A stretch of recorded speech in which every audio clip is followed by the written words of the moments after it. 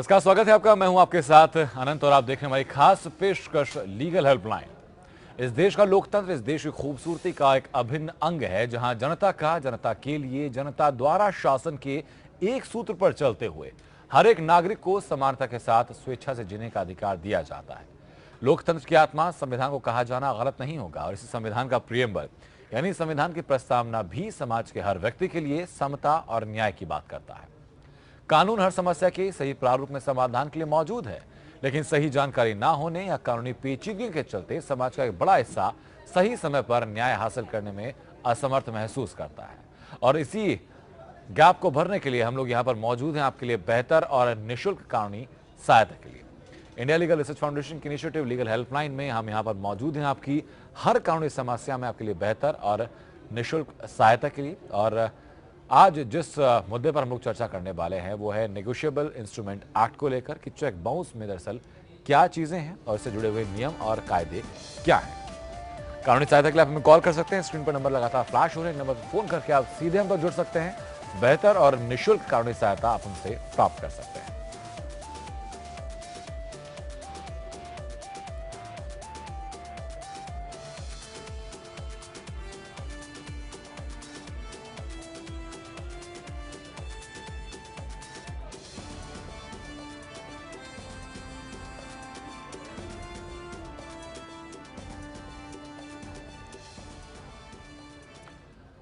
और आज दो खास मेहमान हम तक जुड़ चुके हैं। हमारे साथ देवेंद्र राय हैं, अधिवक्ता हैं Allahabad high court Lucknow bench के। और हमारे साथ राजेश पटोहा साहब हैं, अधिवक्ता हैं दिल्ली हाई कोर्ट के। बहुत बहुत स्वागत आप दोनों लोगों का। राजेश जी, शुरुआत में आप से करूंगा कि जब नेगोशिएबल इंस्ट्रूमेंट एक्ट की हम लोग बात करते हैं तो एक्ट किस संदर्भ में लाया गया? हेलो जी, देखिए, जो चेक बाउंस है, ये चेक बाउंस होने के बाद नेगोशिएबल इंस्ट्रूमेंट एक्ट जो है ये उन लोगों के लिए है जो चेक बाउंस होने को बड़ा नॉर्मली समझते हैं और उस पर सीरियस नहीं होते जी। और चेक बाउंस होने के बाद क्या क्या कानूनी प्रावधान है इस नेगोशिएबल इंस्ट्रूमेंट एक्ट में दिया गया है जी। कि अगर किसी का कोई चेक बाउंस हो जाता है इनसफिशिएंट फंड के चलते या अकाउंट क्लोज हो गया है उसके चलते, तो जिसके नाम का वो चेक था और जब वो चेक की उसे इंटीमेशन मिलती है चेक बाउंस होने की, तो उसके 30 दिन के अंदर उसको लीगल नोटिस देना होता है जिसने उसको चेक दिया था जी। और वो जो 30 दिन का जो टाइम है लीगल नोटिस देने का, अब जिस दिन लीगल नोटिस दिया जाता है वो लीगल नोटिस प्राप्त होने के 15 दिन के दौरान अगर पैसे दे देती है पार्टी तो अच्छी बात है, अन्यथा 15 दिन के बाद 16वें दिन से पूरे 30 दिन का टाइम, एक महीने का टाइम होता है। ठीक है सर, ये टाइम हम लोग पूरा डिस्कस करेंगे इस बारे में। देवेंद्र जी, आपके पास मैं आता हूं कि आमतौर पर चेक बाउंस के केस काफी ज्यादा देखे जाते हैं और कई दफा जेन्युइन रीजन होता है, कई दफा फ्रॉडरी भी की जाती है चेक के जरिए। तो ये एक्ट कैसे स्ट्रेंथन करता है जो कि चेक बाउंस के जो विक्टिम बनते हैं?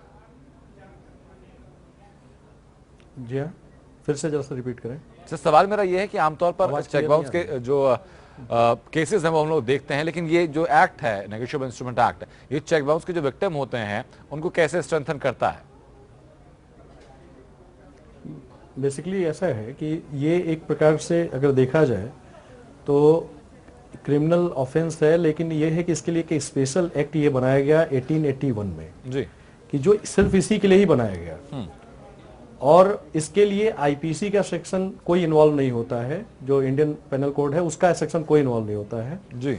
और तो इसमें जैसे एनआई एक्ट में ये है कि अगर आपके पास कोई चेक बाउंस करता है, आपको कोई चेक मिली है और आप बाउंस कर जाता है, तो आपके पास एकदम आपके पास एक विकल्प है कि आपके पास एक स्पेशल एक्ट है जो सिर्फ आप ही की परेशानी को देखेगा जी। तो ये निश्चित रूप से एनआई एक्ट एक बड़ा अच्छा सा साधन है जी, जो कम से कम जिस व्यक्ति का पैसा है और उसको किसी ने चेक दी और वो चेक किसी भी रीजन से बाउंस कर गई जी, तो कम से कम उसको अपने पैसे को उसके पैसे मिल जाते हैं, उसकी अपनी मेहनत की कमाई जो जा रही थी वो मिल जाएगी जी। क्रिमिनल ऑफेंस में क्या है कि उसको पेनलाइज किया जा सकता है लेकिन पैसा मिलने का कोई साधन नहीं होता है जी। ये बेसिकली एनआई एक्ट का यही सबसे बेहतर उपयोग है, इसकी उपयोगिता इसी वजह से ज्यादा है जी। ठीक है सर, वापस मैं लौटूंगा आपके पास। इस वक्त मध्य प्रदेश से राजीव कुमार हमारे दर्शक जुड़ चुके हैं हम तक। राजीव, अपनी बात आप रखें, कैसे आपकी सहायता हम लोग कर सकते हैं?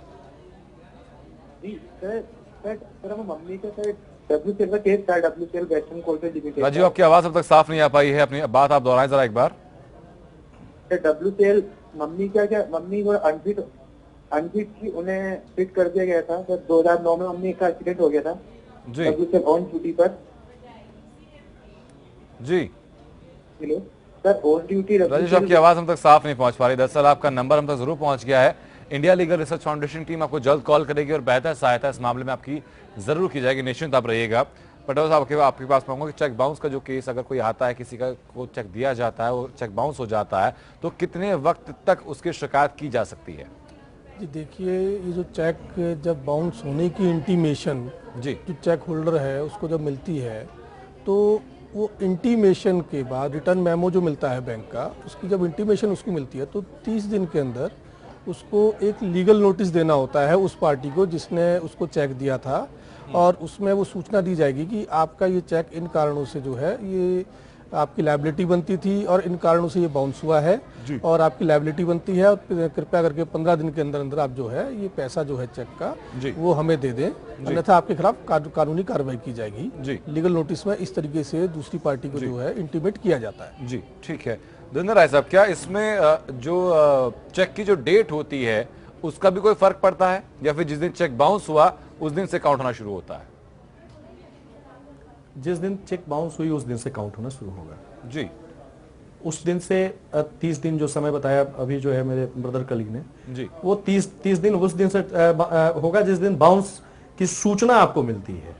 आपको इंटीमेशन महत्वपूर्ण है कि किस दिन आपको मिली, जी किस दिन सूचना मिली। ठीक है। लेकिन सर, कार्रवाई जो 30 दिन जो खत्म होते हैं वो कब होते हैं? कि जब व्यक्ति के पास जो है आपका जो इंटीमेशन है, जो नोटिस भेज जाता है वो पहुंच जाता है, या फिर जब नोटिस को वो जब कोई रिप्लाई करता है तब?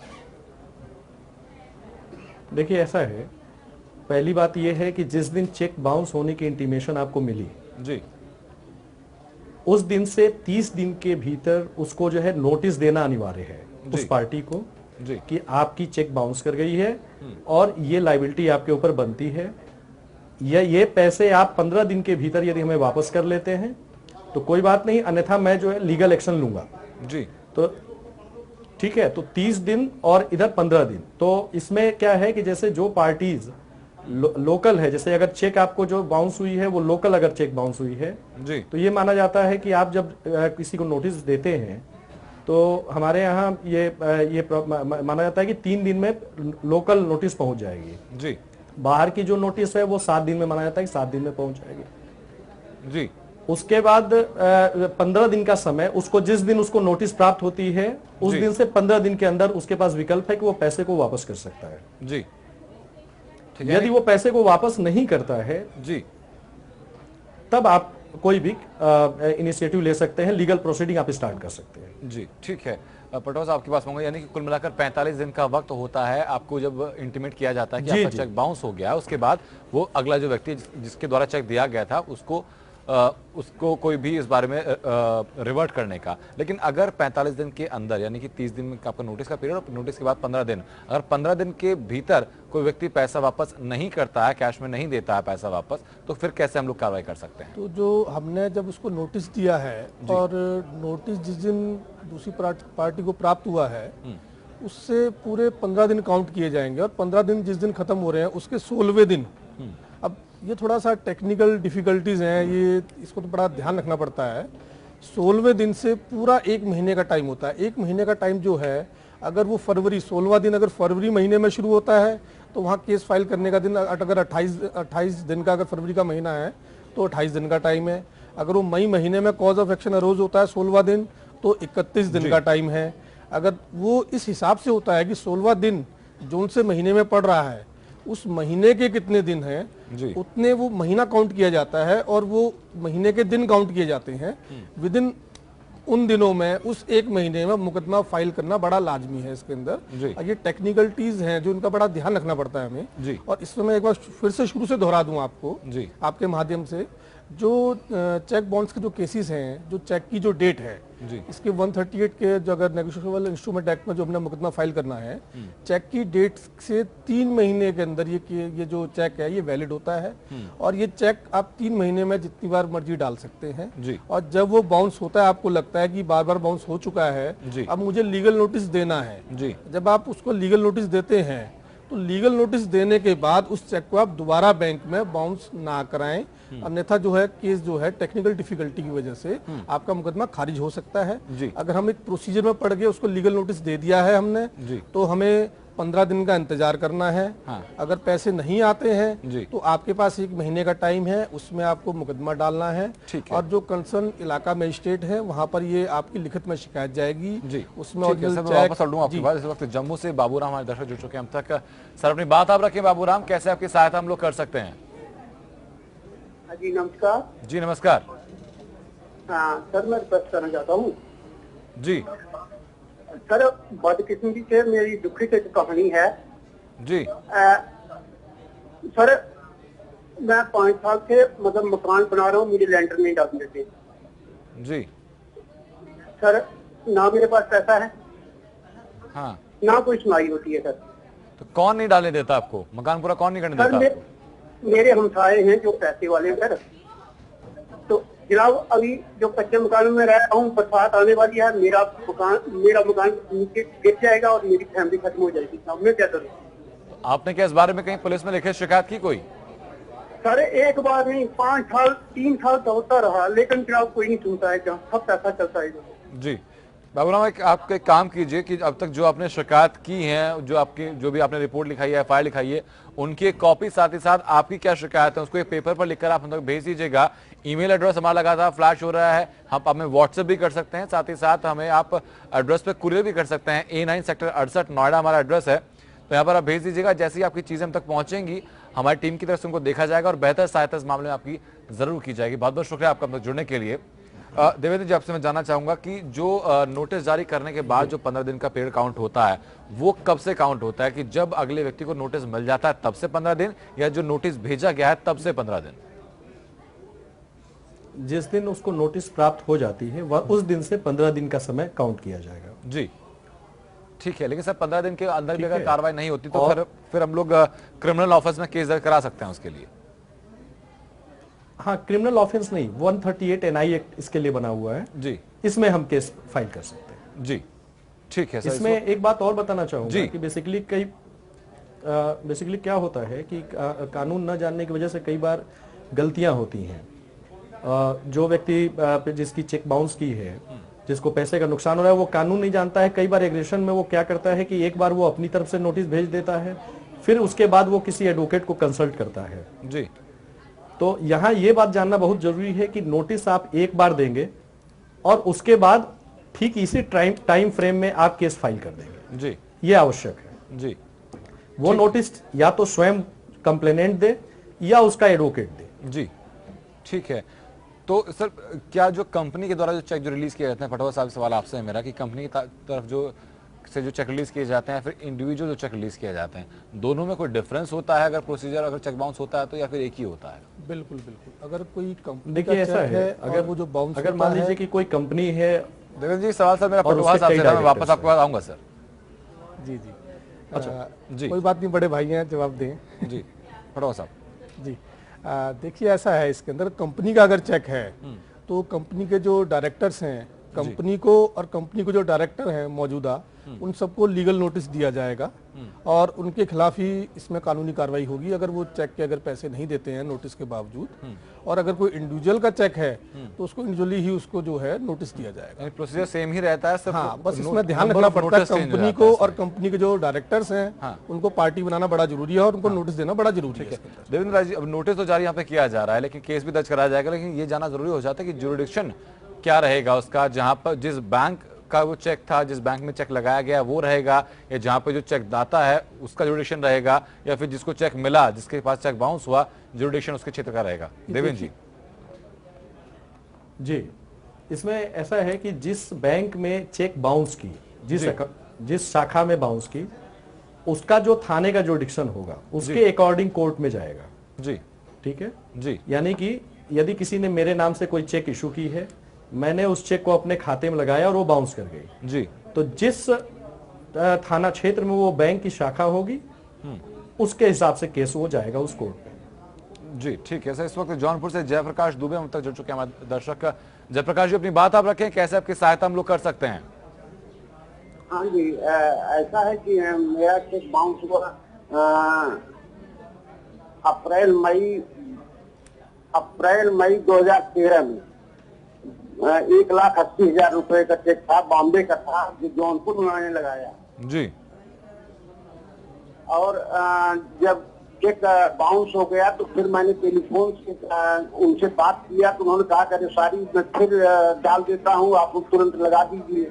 मैंने रिमेन अगेन लगाया और फिर बाउंस हो गया जी। और इसके बाद मैंने उनको लीगल नोटिस दिया जी। और लीगल नोटिस के बाद मैंने केस कर दिया और आज तक केस चल रहा है, केस सब्साइड भी नहीं हुआ और मैं सफर कर रहा हूँ, इसमें क्या हो सकता है। ठीक है पटवा जी, आपके पास मैं आऊंगा कि ये भी पेंडेंसी ऑफ केसेस भी हम लोग फेस कर रहे हैं, तो क्या इस केसेस में हम फास्ट ट्रैक कोर्ट के लिए अपील कर सकते हैं? स्पेशल एक्ट है, वैसे तो इस कानून में प्रावधान है जो इस तरह के मुकदमे हैं उनका निपटारा 6 महीने में होना चाहिए जी। मगर हिंदुस्तान में, भारत में जजेस की कमी के चलते ये मुकदमों का निपटारा नहीं हो पाता जल्दी।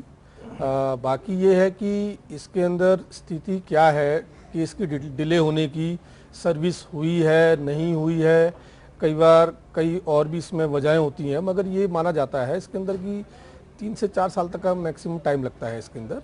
और चेक बाउंस का जो केस है, NI एक्ट का जो हम डालते हैं, ये क्वासी क्रिमिनल प्रोसीडिंग्स है। इसमें अगर दूसरी पार्टी नहीं आती है तो उसके वारंट भी होते हैं और नॉन अवेलेबल वारंट तक होते हैं, उसकी अटैचमेंट वगैरह होती है। तो ऐसा नहीं है कि इसको ये मामले बहुत ज़्यादा लंबे चलते हों और इसमें अमूमन ये मैक्सिमम 3-4 साल में ये निपट जाते हैं। ठीक है देवेंद्र जी, आपसे मैं जानना चाहूंगा इस बारे में कि क्या इसकी कोई सिविल रेमेडी भी है?